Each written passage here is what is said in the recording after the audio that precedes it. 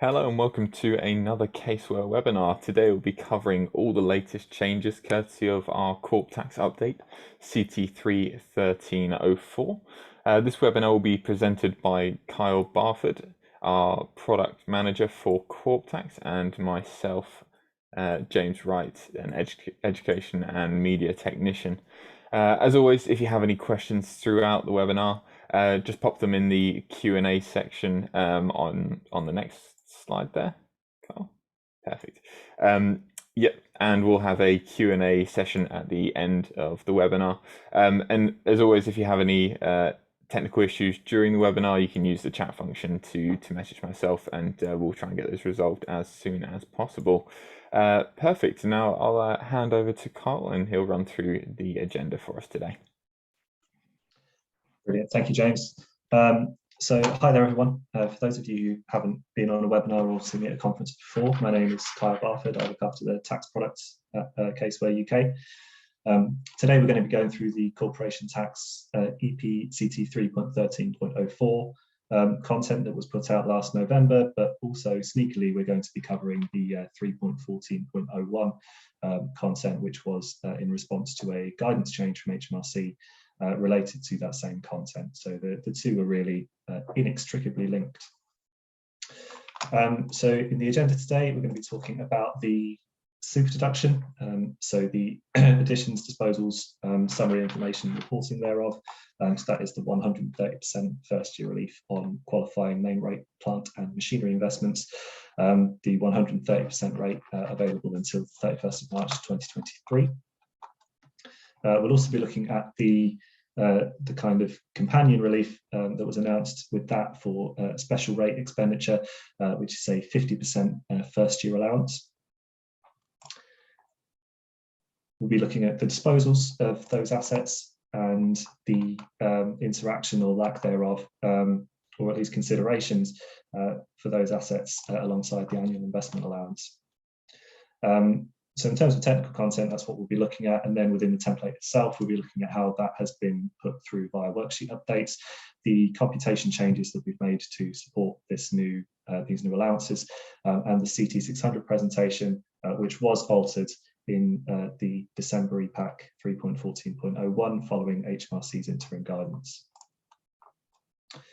Then to close out the webinar, we'll be taking a look at the rough roadmap over the next few months and the upcoming changes that you can expect in the template for the new financial year starting in April 2022. So before going in looking at products, just have a brief recap on the super deduction and first year allowance. So the super deduction was announced as part of a package of coronavirus relief measures for incorporated businesses by Rishi Sunak in the March budget of last year. And it represents it is a 130% first year relief on qualifying main rate plant and expenditure, plant and machinery investments by corporates. So an enhanced first year allowance claim. Crucially, unlike with the annual investment allowance, the relief amount is uncapped.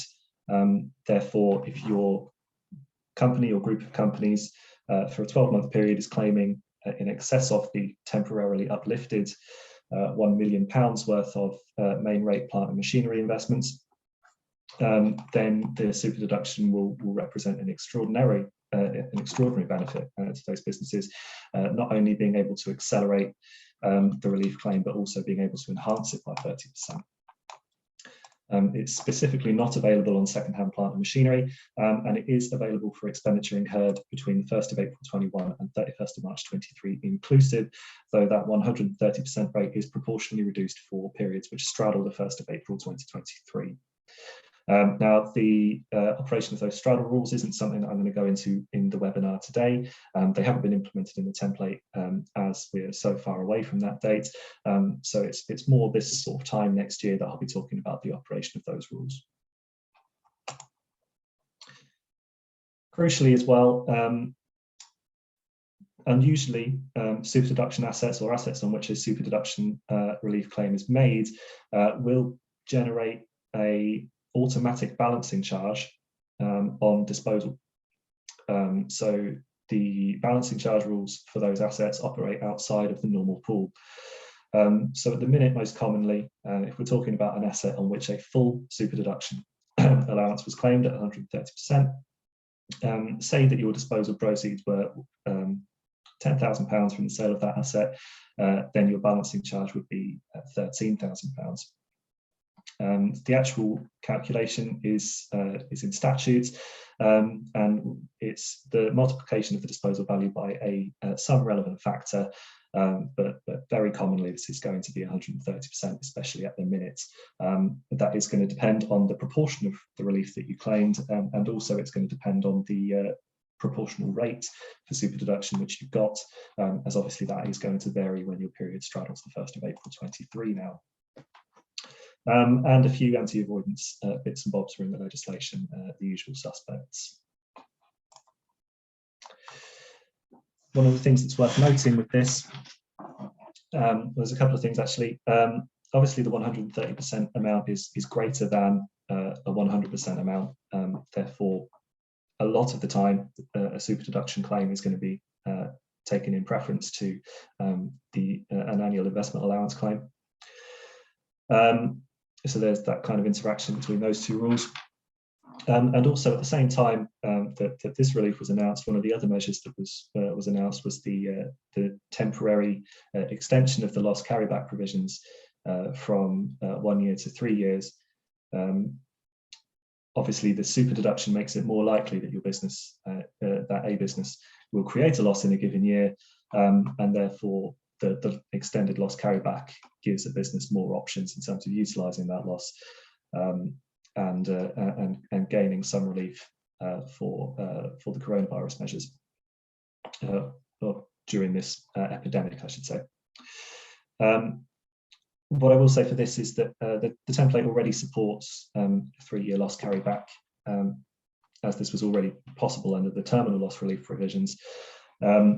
Obviously, if we're talking about a carryback more than 12 months previous, and amending calculations that far back in time, you might exceed the 12-month window for electronic amendment of a tax return, that being 12 months from the original filing date.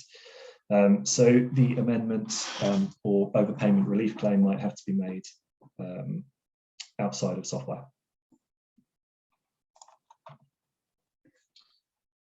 So here's HMRC's example from their fact sheet, which they use to highlight the benefit of this, and this really does drill down on the point that if a business has plant and machinery investments in excess of the £1 million AIA, how much benefit they will generate.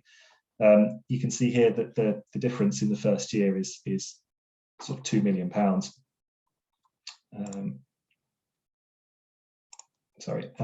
Is about £2 million. So not only have you got an acceleration of that relief, but you've also got an enhancement of that relief by 30%. So the companion relief to this is a 50% first-year allowance on qualifying special rate plant and machinery expenditure. Again, it is uncapped and not available on second-hand plant and machinery. So the consideration with the annual investment allowance here, obviously, is that the AIA will be a preferable claim, or preferential claim in most cases, at a 100% relief rate where that is available, though this 50% relief is uncapped. So if you do have a large amount of special rate expenditure, then this could really come into excellent use. Similar to the super deduction, an automatic balancing charge arises on disposal of relevant assets here, so it operates outside of the normal balancing charges for the special rate pool, I should say, and there are similar anti-avoidance provisions in the legislation, which I'm not going to go through in any detail. So those are the rules that we're looking at. I mentioned as well that there was a bit of a guidance update on the reporting for these. So initially, when this was put into the template, we had the allowances and charges flowing through as first-year allowances. As in statute, these were represented as first-year allowances. But in the absence of the dedicated PDF boxes to report super deduction claims, which are due to be introduced in the April 2022 version of the CT3.13.04 form, HMRC have confirmed that they want these to be put through essentially in the other boxes. So under other allowances and charges for trading or non-trading activity, and for qualifying expenditure under the other qualifying expenditure category. So let's pop into Caseware,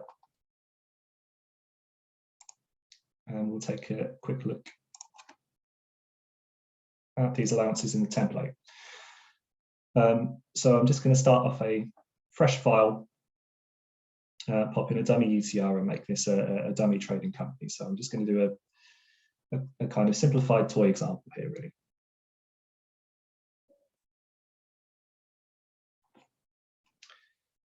In the background, any kind of DPL activity could be going on. So after making sure that my DPL for my trial balances come through correctly and performing any other adjustments that I might want to do before I look at the capital allowances, I then move into the worksheets. So for this file, I'm just going to set up a couple of brought forwards, just so that we've got some data in here. And then we'll move over to the changes. So underneath additions, the face of the worksheet hasn't changed at all. All that we've done is alter the selections available in the pool menus. And these are date driven. So if you try, as I'm doing now, to put in a super deduction claim for an asset outside of the relevant dates, it's not going to go through. So if I amend this date to a valid one, then the super deduction is there up towards the top of the menu, as it's going to be a very commonly claimed relief. And we can then put through the cost amount. The Excel import functionality still works with these, so you can port in your additions, your fixed asset additions, and then select the pools via the Excel checkbox up there. Quick vids on that are available on the knowledge base.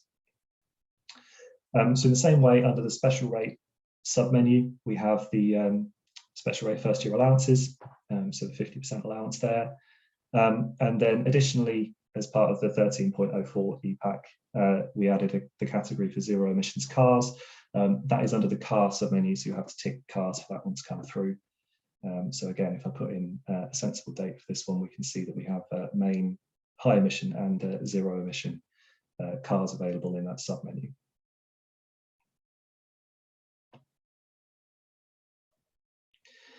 So these are all available alongside the previously existing pool selections.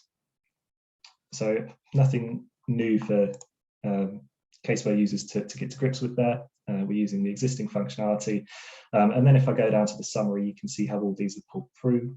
So my first year allowance at 100%, my super deduction addition, and then if I look at the allowances here, we can see that the first year allowance has indeed been calculated at 100%, the super deduction at 130, special rate first year at 50%, and then the writing down allowance in this case is only the written down value brought forward multiplied by the WDA rates, as all the additions in this example are qualifying for some form of first year allowance, be that super deduction, zero emissions cars, or the special rate.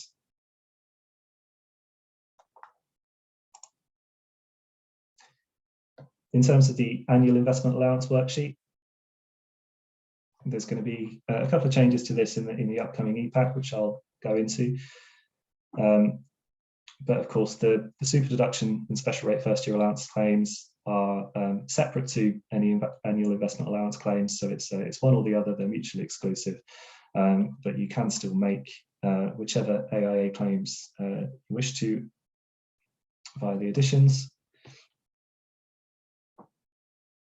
And then on the annual investment allowance worksheet, as with all other first year allowances, super deduction and special rate 50% claims are excluded from that worksheet. So only amounts that you've entered as qualifying for AIA in the additions menu will be pulled through to that worksheet. And we can see at the bottom there that the 100% AIA has been claimed, or that's underneath the threshold for 100% AIA.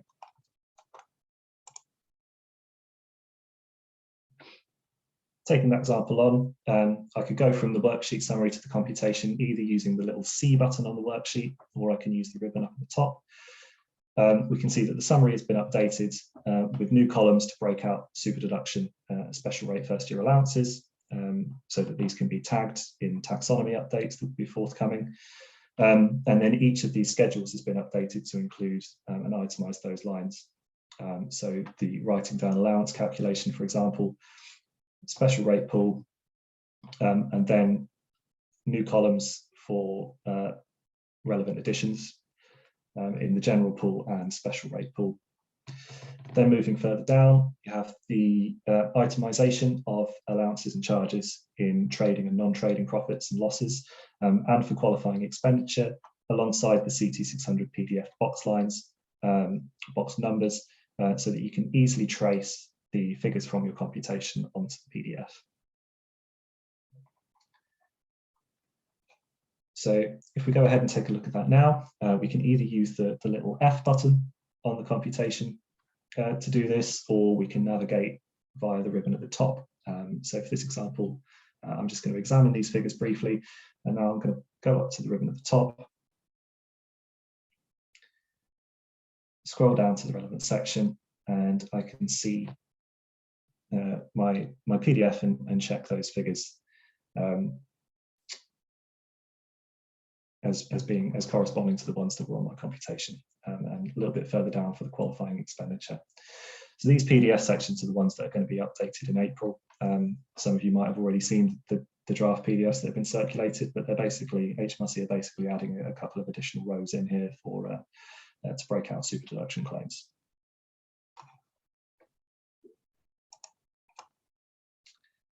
For disposals, I mentioned that the disposal of an asset on which one of these reliefs has been claimed, so the super deduction or special rate FYA, will give rise to an automatic balancing charge. There are some enhancements to the disposals worksheet coming in the next EPAC, which I'll talk about in a little while. But for the time being, we've just added in a diagnostic to highlight this to users. So if you pop in a super deduction disposal, as we are doing here, it's just a reminder that it's the notional proceeds figure, which is a factored up figure for the most part, that will be used to determine that automatic balancing charge. So if I have actual proceeds of 100,000 on an asset on which a full super deduction claim was made, then my notional proceeds for that asset are likely to be 130,000, so 130%, and therefore at the minute I can override that figure with the notional proceeds figure to create the correct balancing charge.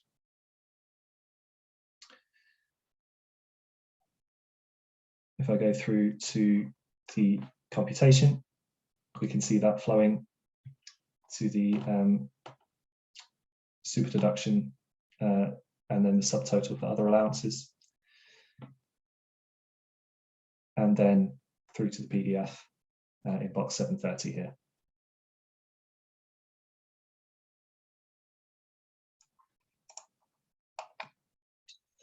So I mentioned a couple of upcoming changes already. So our rough roadmap for changes. Obviously, we can see here that the 3.14.01 EPAC was released in December to update the presentation. We're then going to be releasing 2 further EPACs for financial year 2022, all to address those changes, which are fairly extensive. One is targeted for February and one for early April. And then depending on the spring statement or spring budget, I mean, we don't know really what's going to happen there. Our releases after that will be scheduled in. There may be some response work for us to do there to immediate changes or to short-term changes, but if not, then we'll be focusing on the longer-term changes which are coming towards the later in 2022 and in 2023, as announced in previous budgets. So I'm not going to go into those in too much detail. I'm going to focus on the next 2 EPACs. So the key content updates in this will be updating the disposals worksheet to separate out for these disposals that generate automatic balancing charges, the calculation of those charges so that you can see both the proceeds and the notional amount on the same schedule. So that should make things quite a bit easier for users when we put that one in. Very crucially, the annual investment allowance reversion date, so the date on which the allowance goes from £1 million back down to £200,000 per annum, was moved from the 31st of December 21 to the 31st of March 23. The reasoning for this being that it wasn't sensible to get rid of a tax such a significant relief, in the middle of the pandemic. This was announced quite last minute, so we put this into EPAC CT3.14.02. Currently, the template will be working off the basis of the 31st of December 2021 date. So we'll just have to bear with that for another month or so before we can update. We're putting in some more detail into the structures and buildings allowance calculations,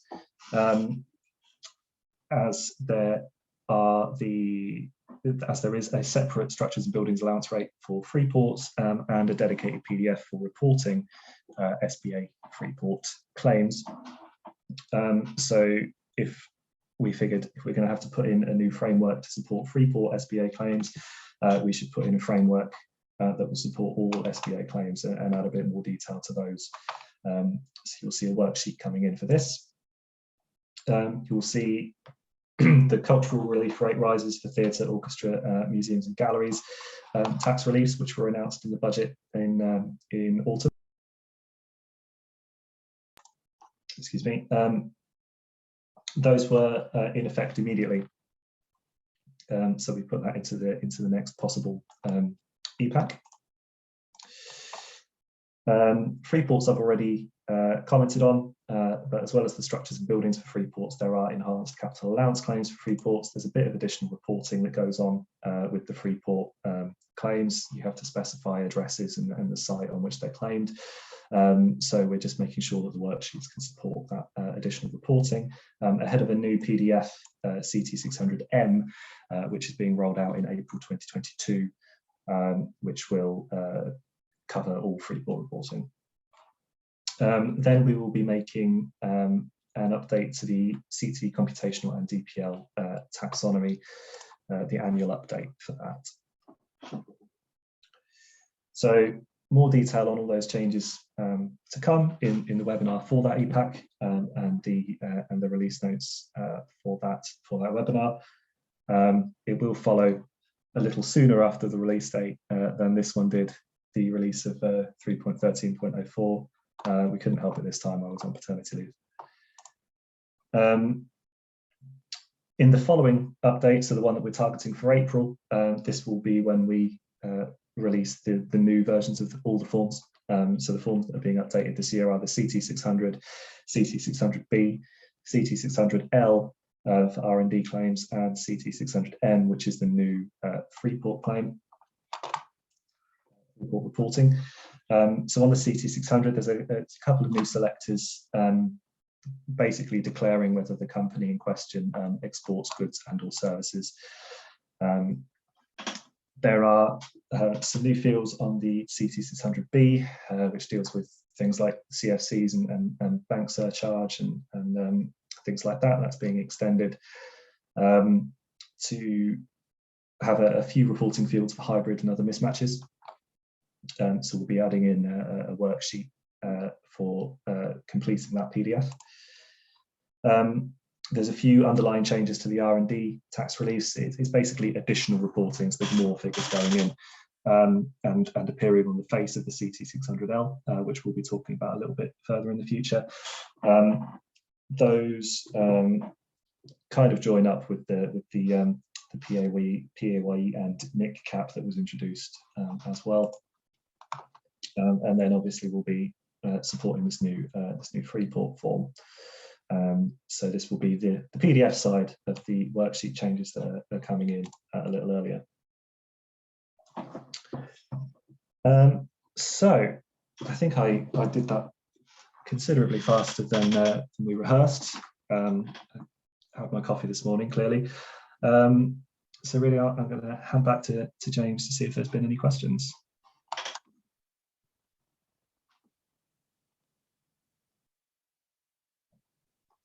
I can't hear you, James. There we go. Sorry about that. No, we haven't actually had any questions in. So yeah, I believe you've done your job very well there. No questions. What we'll do is we'll continue on and we'll go through the outro slides. Just a quick reminder to everyone of the upcoming webinars that we do have. It should be on the next slide, Carl. Perfect, thank you. So this is just a snapshot of what we have coming up. There are more. There's a more detailed show of it on the caseware.co.uk / events website. Sorry. But yeah, as you can see there, we've got our common components up next, as well as some top tips on the group consolidation. That in particular, the top tips on group consolidation is quite an important webinar. If you jump onto the next slide for me, Kyle, we do actually have a great promotional event going on. So if you join that webinar, register today on our Caseware website, then you have the chance to win a 12-month subscription to the Accounts Advanced Group Consolidation e-course as well. It's the first time we're doing this, and it's just to coincide with the latest release of our new LMS system, the Learn Upon system, which will be housing all of our getting started guides and e-courses from now onwards. So it's a great opportunity to get a 12-month subscription to that in particular e-course. And then just moving on for the other outro slides, Carl. Perfect. And a quick reminder that we do have a LinkedIn page, the Client Services LinkedIn page. If you go there, follow that page. We do post weekly, 3 times a week, and they're all educational focused posts, including quick reminders in regards to upcoming webinars, potentially that week or in the next couple of weeks, just to keep you up to date. That, and as well, we have the Caseware Client Services YouTube channel as well that you can go and subscribe to. And then finally, just to round things off, just a quick reminder that we still do have the KB site. So if you have any queries after this, just jump onto the KB, give it a quick search, and you can also talk to one of our representatives via the live chat service. Sorry. Perfect. So I believe the closing slide. Wonderful. So thank you for joining us today. We hope you have a great rest of your day. Thank you. Thanks very much. Bye bye.